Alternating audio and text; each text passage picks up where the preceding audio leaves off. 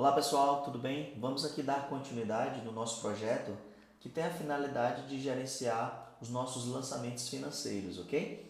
Bem, nós vamos aqui dar uma avaliada no nosso banco de dados. Infelizmente está apresentando esse erro de acesso ao nosso banco de dados porque, como vocês sabem, o HSQLDB nós temos ele em modo local ou em modo servidor. Então nós precisamos subir o HSQL em modo servidor para que a gente possa ter esse acesso. Ok? Então eu vou fazer isso usando a nossa classe Start HSQLDB e agora a gente consegue fazer a devida conexão. Vejam só. Só que nós não temos nenhuma tabela. Para resolver isso, como vocês sabem que com o JPA a gente consegue construir o nosso modelo com base nas nossas entidades, vamos explorar esse recurso ao longo dos nossos vídeos, ok? Eu tenho aqui uma entidade chamada lançamento. Essa entidade é uma entidade nova, que essa vai ser a entidade responsável por registrar todas as operações financeiras na nossa aplicação.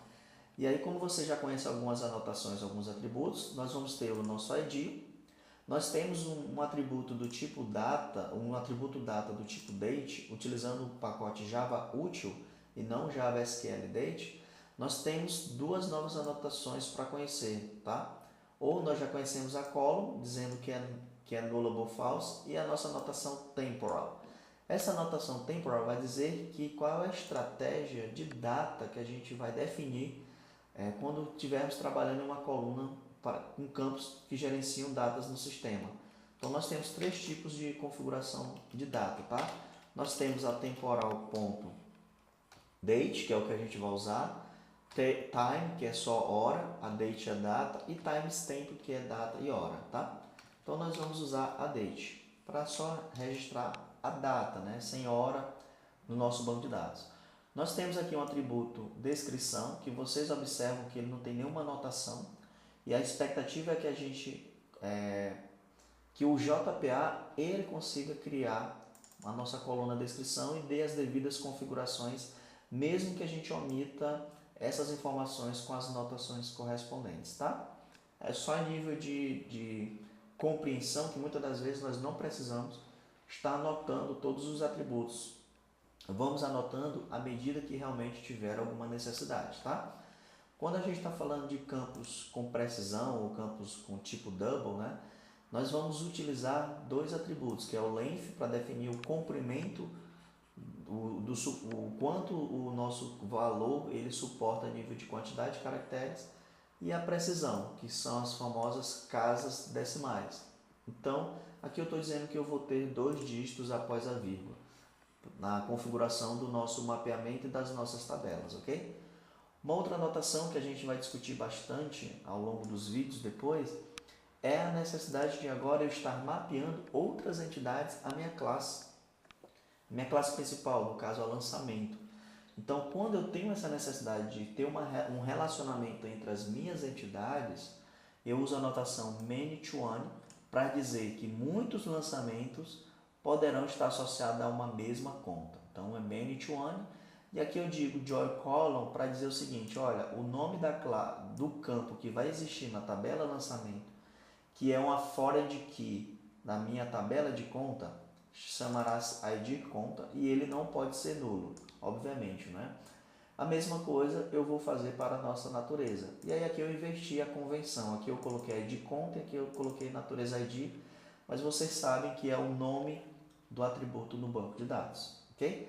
Então eu já tenho aqui a minha entidade devidamente mapeada, eu já estou com o meu banco inicializado e agora eu vou iniciar a nossa aplicação. Inicialmente, uma particularidade que vocês têm que avaliar é que quando a gente está fazendo a persistência de uma entidade que depende de outras entidades, é como se eu precisasse ter essa informação previamente no nosso banco de dados. Então, se eu vou fazer um lançamento de uma conta e de uma natureza, logo eu preciso já ter o cadastro de contas e naturezas no nosso banco de dados para depois fazer uma busca com o seu respectivo ID, que é um dos recursos do JPA Repository, ok?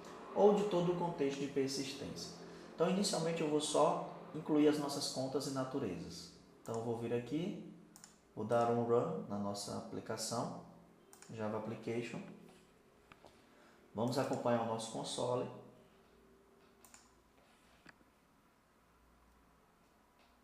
Aqui a gente está fazendo a criação do nosso modelo e também já conseguimos fazer o processo de inclusão. Vamos avaliar aqui como está o nosso banco de dados. Ok, vamos dar um refresh. Temos as nossas 3 tabelas, vejam só. E aí eu tenho registros de conta. Ok, eu tenho aqui 3 contas, tá? E eu tenho as minhas naturezas também. Então, as minhas contas de 1 a 3 e a natureza de 4 a 5. Então, eu preciso ter o ID correspondente, como se eu estivesse buscando no banco de dados, a minha conta e a minha natureza para que venham compor a estrutura do meu lançamento. Então, eu vou selecionar uma conta, no caso a conta do Banco do Brasil, e eu vou usar a natureza 4, que é salário. Então, eu vou usar esses IDs para buscar os meus objetos no banco de dados e, em seguida, fazer o meu respectivo lançamento. Então, eu já deixei previamente aqui tudo configuradinho. Eu já tenho um método buscar conta, que ele vai chamar o nosso repositório de conta, vai usar o optional, que é uma convenção do Java, do Spring Boot ou do Spring Data, para ele poder buscar uma conta pelo seu respectivo ID. Assim também eu fiz para a natureza e agora nós vamos incluir o nosso lançamento.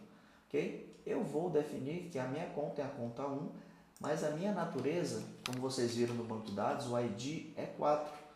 Então, quando eu localizar a minha conta e quando eu localizar a minha natureza, eu vou definir não o ID da minha conta, né? A gente costuma fazer isso quando está usando o foreign key, mas no JPA, de acordo com o nosso mapeamento, a gente espera um objeto que foi localizado no banco de dados e a gente atribuir ao nosso objeto root, ao nosso lançamento, para que quando ele persistir, ele vai pegar esse ID e vai tornar uma foreign key no nosso banco de dados. Então agora sim, eu não vou mais incluir as contas, né, a natureza, porque nós já temos, e eu vou incluir a nossa conta. Então eu vou colocar em modo debug, vamos dar um Java Application, para vocês terem também a experiência de explorar o que o JPA Repository, a nível de herança, vem nos prover reutilização de alguns métodos, né? Então, a partir do momento que a gente extende JPA Repository, a gente se favorece aí de um monte de métodos de persistência ou de consulta, ok? Vamos ver aqui, caímos no nosso breakpoint, vamos fazer a busca pelo nosso ID, o JPA está indo lá no banco de dados, fazendo a comunicação e fazendo uma consulta da nossa conta. Então, nós temos a nossa conta Banco do Brasil e também temos a nossa natureza. Como os dois existem, tá? Eu consigo fazer esse procedimento de incluir o nosso lançamento e espero que não haja nenhum errinho agora. Vamos lá? Ok, não apresentou nenhum erro. Vamos ver a nossa tabela de lançamento. Vamos dar um refresh aqui. E ok, conseguimos realizar o primeiro lançamento no nosso sistema, utilizando o conceito de joins, né? Foreign keys, que eu tenho o ID da minha entidade, que vai ser salva na minha tabela root, que vai utilizar o conceito de foreign key. Espero que vocês tenham curtido esse vídeo. Um forte abraço, pessoal!